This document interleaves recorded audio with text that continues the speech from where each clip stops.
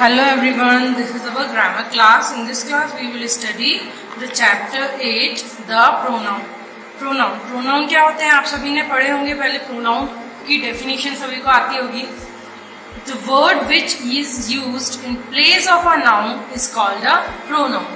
वो words जो noun की place पे use किए जाते हैं वो क्या होते हैं? pronoun होते हैं.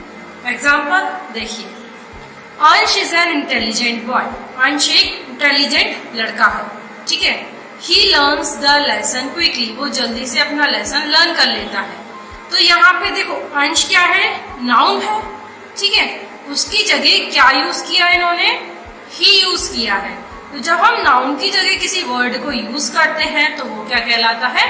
प्रोनाउन कहलाता है. The teachers punished Shanya. She punished her for folly. Teacher ने सानिया को पनिश किया. She punished, उन्होंने उसकी गलती के लिए पनिश किया. तो टीचर की जगह क्या यूज कर रहे हैं? अब हम she यूज कर रहे हैं. तो जब हम नाउन का रिपीटेशन बचाने के लिए कोई और वर्ड यूज करते, किसी जैसे अंश, जैसे मैं बोलती अंश इज एन इंटेलिजेंट बॉय, अंश लर्न्स द लेसन क्विकली, तो अंश बार बार बोलना पड़ता है. लेकिन हम उसकी जगह कौन सा वर्ड यूज कर रहे हैं? ही वर्ड. तो ये क्या हो गया? प्रोनाउन हो गया. द टीचर की जगह हमने क्या यूज किया? शी यूज किया. Yash and Yashika will go to market. वो दोनों मार्केट जाएंगे. दे विल बाय बुक्स, और वो बुक्स खरीदेंगे. तो यश एंड यशिका की जगह क्या यूज कर लिया? दे यूज कर लिया, ठीक है. तो क्या हो गया? ये प्रोनाउन हो गया. तो यहाँ पे बता दिया कि ही जो यूज हुआ है वो अंश की जगह पे हुआ है, शी जो टीचर की जगह पे हुआ है, and her is used in place of Sanya. अब यहाँ पे देखो हर भी यूज हुआ है सान्या की जगह, ठीक है. And they is use for Yash and Yashika, और यश और यशिका के लिए दे यूज हुआ है. These words are use to avoid repetition. ये किस लिए यूज हुए हैं? रिपीटेशन को बचाने के लिए, ठीक है. The word which is use in place of a noun is called a pronoun. वो वर्ड्स जो नाउन की जगह पे यूज किए जाते हैं वो क्या होते हैं? प्रोनाउन होते हैं. नाउ फर्स्ट है पर्सनल प्रोनाउन. पर्सनल प्रोनाउन क्या होता है? I am going to school. मैं स्कूल जा रहा हूँ. You are my best friend. She knows how to swim. They are flying kites. Here I, you, she and they are used for persons. यहाँ पे ये चारों वर्ड्स पर्सन्स के लिए यूज हुए हैं. कैसे पर्सन्स के लिए? देखो, the pronoun used in place of a person, animal, bird और thing is called personal pronoun. वो प्रोनाउन जो किसी भी पर्सन, एनिमल, बर्ड या थिंग उनकी प्लेस पे यूज किए जाते हैं वो क्या होते हैं? Personal pronoun. अब पर्सनल प्रोनाउन में 3 पर्सन्स होते हैं. ये बहुत अच्छे से समझिएगा. देखिए 3 पर्सन्स कैसे होते हैं. एक होता है बच्चों फर्स्ट पर्सन, ठीक है. सेकेंड होता है second person and third person. First person, second person and third person. Okay. First person, when the speaker speaks about himself or herself, he speaks in first person. देखो, for example, I, we, my, mine, our, me, us, etc. अगर कोई भी बंदा बात कर रहा है अपने बारे में या अपने लिए बात कर रहा है तो वो क्या मतलब है कि वो फर्स्ट पर्सन में बात कर रहा है, ठीक है. उसका एग्जाम्पल दिए, आई हुआ, जैसे I am sick, we, my, mine. तो ये सारे क्या होते हैं? फर्स्ट पर्सन में आते हैं ये सारे वर्ड्स. देन सेकंड पर्सन क्या होता है? When the speaker speaks to the person he और she, here speaker is speaking to the second person. For example you and your. अगर स्पीकर किसी दूसरे बंदे से बात कर रहा है, दूसरे बंदे के लिए बात कर रहा है तो वो क्या होगा बच्चों? सेकेंड पर्सन होगा, जैसे कि यू, योर, ठीक है. देन थर्ड पर्सन क्या होता है? When the person speaks about a person or thing not present, he, she speaks in third person. For example, he, she, it, they, him, her, them, his, their, its, etc. तो third person क्या होगा? जब कोई person उस बंदे के बारे में बात कर रहा है जो वहां पे प्रेजेंट नहीं है, किसी तीसरे बंदे के बारे में बात हो रही है तो वो हो जाएगा थर्ड पर्सन, ठीक है. बहुत इजीली समझ सकते हैं. फर्स्ट पर्सन कौन हो गया? जो बात कर रहा है अपने बारे में. सेकेंड पर्सन जिसके बारे में जिससे बात कर रहा है. थर्ड पर्सन अगर वहां कोई प्रेजेंट नहीं है और उसके बारे में बात की जा रही है तो वो कौन होगा? वो थर्ड पर्सन होता है. देन नंबर्स देखिए, अ पर्सनल प्रोनाउन में बी सिंगुलर और प्लूरल. पर्सनल प्रोनाउन सिंगुलर भी हो सकता है और प्लूरल भी हो सकता है. देखिए फर्स्ट पर्सन में आई, माई, माई, ये क्या होंगे? सिंगुलर में आएंगे। And I, we, are and us, ये सब किस में आएंगे? प्लूरल में आएंगे। सेकेंड पर्सन में यू एंड योर, ये किस में आएंगे? सिंगुलर में। और प्लूरल में भी आते हैं यू और योर्स आ जाता है प्लूरल में, ठीक है। देन थर्ड पर्सन में he, she, it, her, his, him, and plural में आ जाता है they, them, their, theirs. Okay, now gender. A personal pronoun may serve as a subject, an object or may show position. अब personal pronoun जो है या तो वो सब्जेक्ट भी हो सकता है, कोई ऑब्जेक्ट भी हो सकता है, या फिर ऐसा वर्ड हो कि जो पोजीशन भी शो कर सकता है।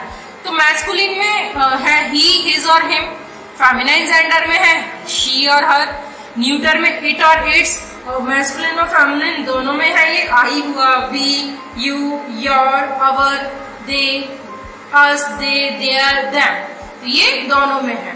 अब केसेस देखिए, अ पर्सनल प्रोनाउन में serve as a subject and object और में शो पोजीशन। तो नॉमिनेटिव केस, नॉमिनेटिव केस क्या होता है? Personal pronoun used as subjects is in nominative case. अगर पर्सनल प्रोनाउन को सब्जेक्ट की तरह यूज कर रहे हैं तो वो नॉमिनेटिव केस हो जाता है, और अगर पर्सनल प्रोनाउन को ऑब्जेक्ट की तरह यूज करेंगे तो ऑब्जेक्टिव प्रोनाउन केस हो जाएगा, और अगर उसको कोई पोजीशन शो करने के लिए यूज करते हैं तो वो पॉजिटिव केस हो जाता है, ठीक है। जैसे कि फर्स्ट पर्सन में नॉमिनेटिव में आई और वी आता है, पॉजिटिव में माई, माई मतलब मेरा, तो पोजीशन बता रहे हैं, वो हक बता रहे हैं, अवर, अवर्स। ऑब्जेक्टिव केस में मी, अस, ठीक है। सेकेंड पर्सन में you, your, yours, and last you. Third person में he, she, it, they, positive में her, his, hers, its, their, theirs. Objective case में her, him, it, them. Positive case का तो हमने पहले पढ़ा भी है, पॉजिटिव केस क्या होता है, ठीक है, जिसमें पोजीशन शो करते हैं। तो ये हमारा फर्स्ट था प्रोनाउन, पर्सनल प्रोनाउन। अलग अलग 7 टाइप्स के प्रोनाउन है, personal, reflexive, demonstrative, interrogative, emphatic, distributive and relative. हमने अभी पर्सनल प्रोनाउन पढ़ा। अब नेक्स्ट है बच्चों रिफ्लेक्सिव प्रोनाउन। तो रिफ्लेक्सिव प्रोनाउन क्या होते हैं? When the action of the subject reflects upon itself is called a reflexive pronoun. जब जिस सब्जेक्ट का एक्शन है वो उसी पे रिफ्लेक्ट कर रहा है, जैसे she cut her finger herself, उसने खुद ने ही अपनी फिंगर कट कर ली। The children fell themselves, children खुद ही गिर गए। तो जो मतलब जो सब्जेक्ट है उस पे ही उसका जो एक्शन है वो रिफ्लेक्ट कर रहा है, मतलब वही काम कर रहा है, ठीक है। Here, herself, themselves and himself show that the action of the doer reflects upon itself, मतलब जो करता है, जो यहाँ पे जो काम कर रहा है वो उसी पे रिफ्लेक्ट कर रहा है। When the action of the subject reflects upon itself, it's called the reflexive pronoun. Formation of reflexive pronoun ये कैसे बनते हैं देखो। Reflexive pronoun is formed by joining self और selves या self लगा के या selves लगा के to some pronoun as suffixes। suffixes मतलब होता है किसी वर्ड के बाद में जो कुछ वर्ड लगा देते हैं जिससे उसमें चेंजेस आ जाते हैं। Self is a suffix to singular personal pronoun and selves to plural personal pronoun।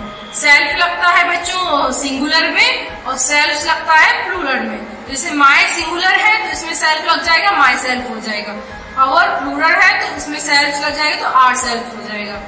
Your self, your self. अगर सिंगुलर में योर यूज कर रहे हैं तो सेल्फ लगाएंगे और प्लूरल में योर यूज कर रहे हैं तो सेल्फ लगाएंगे, ठीक है। नेक्स्ट है बच्चों डेमोन्स्ट्रेटिव प्रोनाउन। अब डेमोन्स्ट्रेटिव प्रोनाउन क्या होता है देखिए। I bought this book last year. That is your book. You take these bags and I will take those. तो यहाँ पे डेमोन्स्ट्रेटिव प्रोनाउन ये पिंक कलर से हाईलाइट हो रहा है, this, that, these, those। तो ये होते क्या हैं? The pronouns that points to the objects that they refer to are called demonstrative pronoun। वो प्रोनाउन जो ऑब्जेक्ट को पॉइंट आउट करते हैं, जैसे ऑब्जेक्ट क्या है? Book. I bought this book. That is your book. You take these bags. ठीक है, तो ये सब क्या ऑब्जेक्ट को डिटरमाइन कर रहे हैं, ऑब्जेक्ट को पॉइंट आउट कर रहे हैं, इसलिए ये क्या है? डेमोन्स्ट्रेटिव प्रोनाउन है। फिर आता है इंटेरोगेटिव प्रोनाउन। तो इंटेरोगेटिव प्रोनाउन के पहले एग्जांपल देखिए। Who broke the window pane? Window pane किसने तोड़ा? Whom do you want to see? तुम किसे देखना चाहते हो?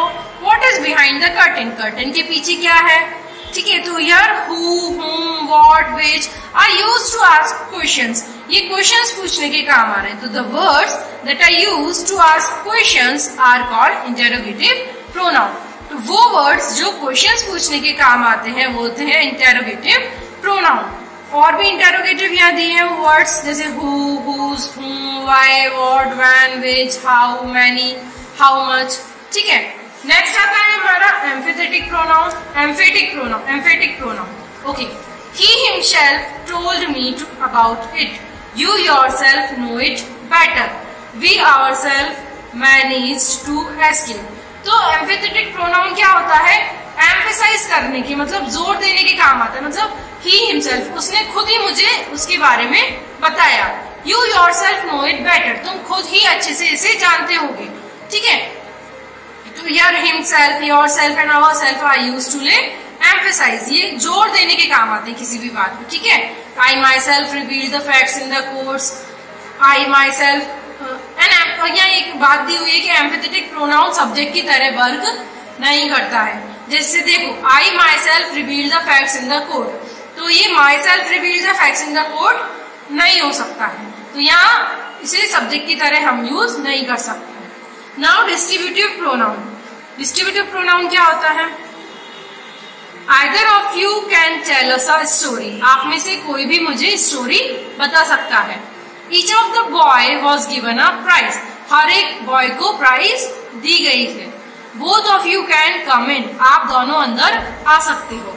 Here each, both and either refer to a number of persons at one time, यहाँ पे each, both, either क्या बता रहा है, नंबर ऑफ पर्सन बता रहा है एक ही टाइम पे। तो the pronoun which show the person of things that are taken at a time और in separate groups are called distributive pronoun. तो वो प्रोनाउंस जो ये बताते हैं कोई भी थिंग्स बताते हैं, पर्सन ऑफ थिंग्स बताते हैं एक ही टाइम पे, ठीक है, या फिर उन्हें सेपरेट करके हुआ बताते हैं। जैसे किसी को भी एक साथ बता रहे हैं या सेपरेट करके बता रहे हैं, तो वो क्या होंगे, डिस्ट्रीब्यूटिव प्रोनाउन होंगे। Either and neither are used only when two persons have to be referred to. Either और नाइदर कब यूज होते हैं, जब किसी दो पर्सन्स को हमें रेफर करना होता है, बताना होता है। Neither is the opposite of either, और नाइदर इसका अपोजिट होता है आइदर का। It is used to make a negative, वो नेगेटिव स्टेटमेंट बनाने के काम आता है। None or any should be brought into use to refer more than two person, और none और any का यूज होता है दो से ज्यादा पर्सन्स के लिए। Then लास्ट है हमारा रिलेटिव प्रोनाउन। देखिए रिलेटिव प्रोनाउन क्या होते हैं, My sister gave me a pen, I lost it, I lost the pen that my sister gave me। ये दो सेंटेंसेस को ज्वाइन करने के काम आता है, मतलब रिलेट करता है, इसलिए ये क्या है, रिलेटिव प्रोनाउन है, ठीक है। That is the girl nobody hates her, that's the girl whom nobody hates her। तो ये वर्ड जो है वो इन दोनों में रिलेशन बता रहा है, इसलिए क्या है, ये रिलेटिव प्रोनाउन है, ठीक है। तो हमारे यहाँ प्रोनाउंस कंप्लीट हुए। सभी बच्चे इसको पढ़ना अच्छे से, आप अच्छे से इसको पढ़ेंगे तो आपको समझ आ जाएगा। सेंटेंस बना के देखिएगा, ठीक है, और इसकी एक्सरसाइज में आपको सेंड करूंगी तो आप अपनी बुक में फिल कीजिएगा। Thank you everyone.